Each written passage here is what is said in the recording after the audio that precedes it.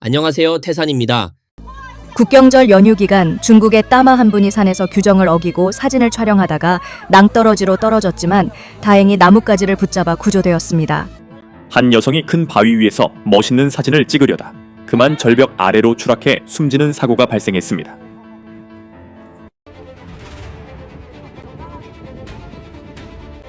등산객 부축임에 한 따마는 절벽을 기어올라 사진 촬영을 하고 있습니다. 한 남성이 저기 앉아서 사진을 찍다가 갑자기 머리를 아래로 향하더니 그대로 떨어졌습니다. 그의 여자친구는 바로 아래로 찾아 내려갔습니다. 그곳은 경사가 아주 가파르고 한 700m 정도 된다고 하더군요. 제가 관리자께 여쭤봤는데 그는 아래에 큰 구덩이가 있다고 하더라고요. 한 여성이 등산 도중 사진을 찍다가 절벽에서 추락했으며 그 장면을 두 아들이 그대로 목격했습니다. 여기 한 사람이 떨어졌어요. 여자가요. 아이 둘을 데리고 등산하러 왔는데 지금 두 아들이 계속 울고 있어요. 그런데 구급차도 아직 도착하지 않았어요. 그녀의 등산팀은 전문성이 부족한 것 같네요. 10월 1일 국경절 황금 연휴 첫날입니다. 사진 한 장으로 친구들에게 자랑하고 싶은 마음, 그 욕심이 또다시 사고로 이어졌습니다. 중국의 따마가 위험한 장소에서 사진을 찍다 그만 사고를 당한 건데요. 지난 10월 4일 산서성 연고협 전망대에서 갑자기 비명이 울려 퍼졌습니다. 이후 한 중년 여성이 중심을 잃고 무려 300m 높이의 절벽 아래로 추락했습니다. 현장에 있던 관광객들은 놀라움을 감추지 못한 채 당황하며 우왕좌왕하는 모습이 포착됐습니다. 퇴직한 따마 한 분이 영상을 찍기 위해 마음을 단단히 먹고 관광지산 정상의 돌기둥 하나를 꼭 올라가겠다고 고집을 피웠습니다. 경치구 관리자들이 여러 차례 찾아와 정중하게 만류했지만 마치 못 들은 듯 전혀 아랑곳하지 않으시고 결국 돌기둥 위로 올라갔습니다. 그런데 올라간 뒤에도 가만히 있지 않고 그 위에서 몸을 이리저리 흔들며 위험한 행동을 하며 자신의 안전은 완전히 뒷전으로 두고 있었습니다.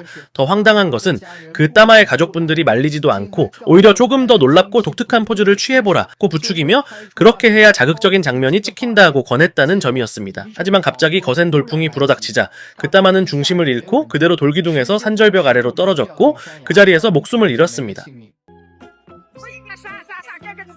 따마 3명은 촬영 중 물속으로 추락했습니다.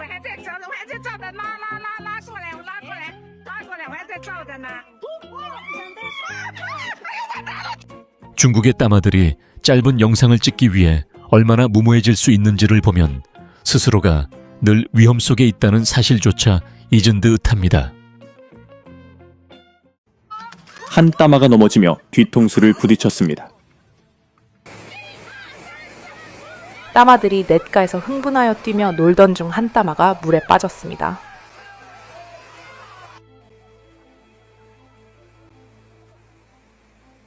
파도가 밀려오는 모습을 촬영하던 관광객들 중 한 따마가 갑작스런 파도에 휩쓸렸습니다.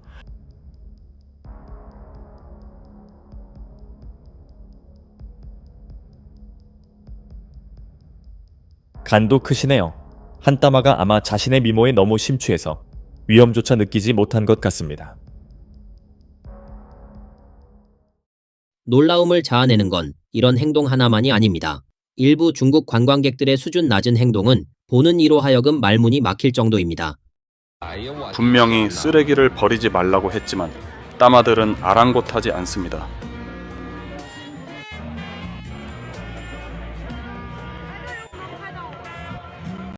여기 보세요. 온 산에 쓰레기가 가득합니다. 우리 관광객들의 의식 수준이 도대체 어떤 겁니까? 우리 얼굴에 우리가 먹칠하고 있는 셈입니다. 요즘 관광객들 정말 예의라고는 하나도 없습니다. 바닷가까지 와서 먹고 나서는 치우지도 않고 쓰레기를 마구 버려 개미가 득실거립니다. 휴게소에 스티로폼이 삼갔고 고속도로 위에는 컵라면이 산같이 쌓였습니다. 정말 이해가 안 됩니다. 왜 쓰레기를 가져가지 않고 그냥 버리는 걸까요?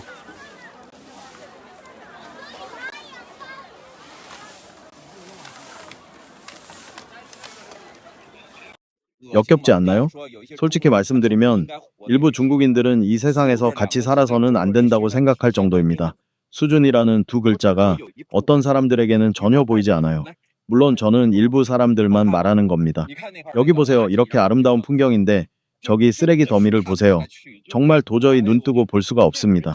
지구는 우리 모두의 집입니다. 환경을 아끼고 지키는 건 모든 사람의 책임입니다.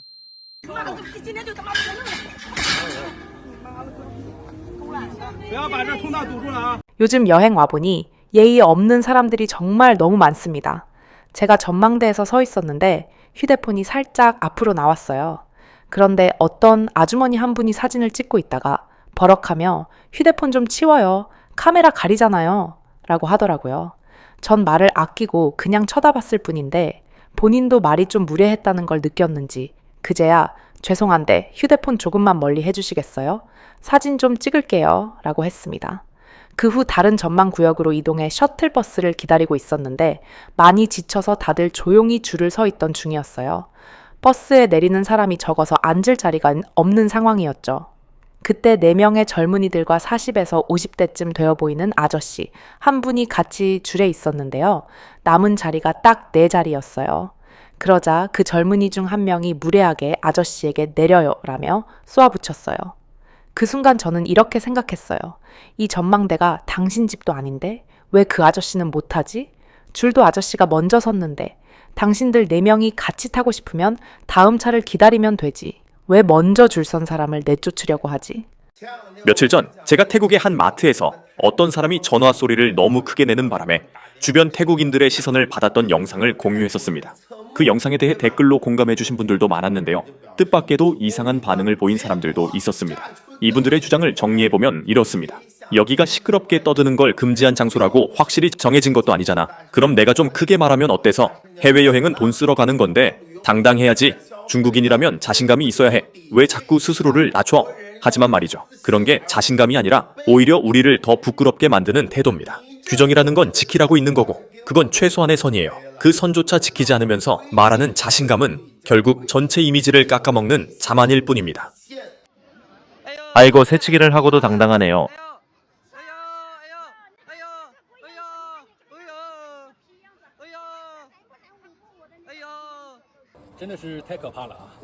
정말 너무 무서운 일이었어요. 우리나라 교육 수준이 세계에서 한참 앞서간다고들 말하잖아요.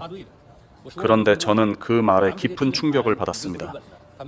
줄을 서고 질서를 지키는 게 그렇게 어려운가요? 학교 다닐 때 예의와 배려는 안 배웠나요?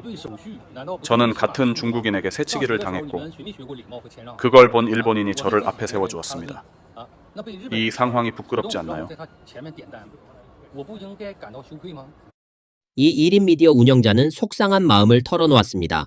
중국인 새치기 사건을 이야기했을 뿐인데 매국노라며 이른바 소위 애국 청년들에게 온라인에서 집단 공격을 당한 겁니다. 그는 이렇게 말했습니다. 우리 모두 평범한 국민일 뿐입니다. 하루하루 자기 삶을 성실히 살아가는 게 중요하지 그렇게 큰 소리 칠 필요가 있나요? 미국에서 9.11이 일어나든 일본에 지진이나 쓰나미가 나든 그게 우리 삶에 무슨 직접적인 영향을 주나요? 집값이 낮아졌나요? 월급이 올랐나요? 정부가 돈을 나눠주던가요? 그는 또 이렇게 덧붙였습니다. 먹칠이라는 건 없는 사실을 조작해서 퍼뜨리는 걸 말하죠. 하지만 이번 새치기 사건은 실제로 있었던 일입니다. 그 일을 전한 제가 왜 먹칠했다는 말을 들어야 하나요? 이어 그는 이렇게 비유했습니다. 당신 자녀가 아파트 단지 놀이터에서 예의 없이 행동하면 주민들은 저 집 아이 참 버릇없다고 말할 겁니다. 그리고 그 아이와 자기 자녀가 놀지 않게 하겠죠. 그게 바로 집안의 망신 아닙니까? 수준 낮은 건 덮어두자고요. 그럴 땐 왜 세계 최상위라는 말은 꺼내지 않으시나요? 수준 낮은 행동은 너무 확대하지 말자고요. 그럴 땐 왜 평소엔 그렇게 한참 앞서간다는 말을 하시나요? 흑인 유학생 지원금. 그거 당신이 정했나요? 아니면 어느 주에 대한 원조를 당신이 결정한 건가요? 그 문제 당신이 한 거예요. 자기 처지는 힘들고 궁색하면서 입으로는 온갖 허세를 부리는 사람들. 당신들 그 부류 아닙니까? 오늘은 이 섬을 수복하자. 내년엔 저 항만을 되찾자 말은 참 쉽게 잘들 하시네요. 근데 막상 길거리에서 도둑을 보거나 노인이 넘어져 있으면 누구보다 빨리 도망치는 사람들. 그게 바로 당신들이잖아요. 저와 남편은 밤 10시가 조금 넘은 시간에 양강에 도착했습니다. 대중평가에서 평이 괜찮은 해산물 바비큐 가게를 찾아 들어갔어요. 8살짜리 아이도 함께였죠. 가게 입구에는 여러 개의 해산물 수조가 있었고 각 수조마다 다른 종류의 해산물이 가득 들어 있었습니다. 그 중에서도 우리는 피피새우를 보고 한 근에 138위안이라고 해서 그럼 한 근만 먹자고 했습니다. 왜냐하면 이 집은 바비큐가 주 메뉴라 다른 꼬치류도 여러 가지 시킬 계획이었거든요. 직원이 피피새우를 바로 달아 주방으로 보냈습니다. 그런데 요리가 완성되어 나오자 우린 정말 깜짝 놀랐습니다. 우리가 분명히 주문한 건 특대형 피피새우였는데 막상 접시에 담긴 건 손가락만 한 소형 새우들이었어요. 피피새우를 한두 번 먹어본 것도 아닌데 이렇게 크기 차이가 나는 걸 우릴 눈먼 사람으로 아는 건가요? 손으로 만져도 크기 차이가 확실히 느껴지는데 그걸 대형이라며 들고 온 거예요. 이 여성 블로거는 당시 상황을 이렇게 설명했습니다. 그녀는 식당 안을 둘러보니 사장과 직원 외에는 자신들의 가족밖에 손님이 없었다고 말했습니다.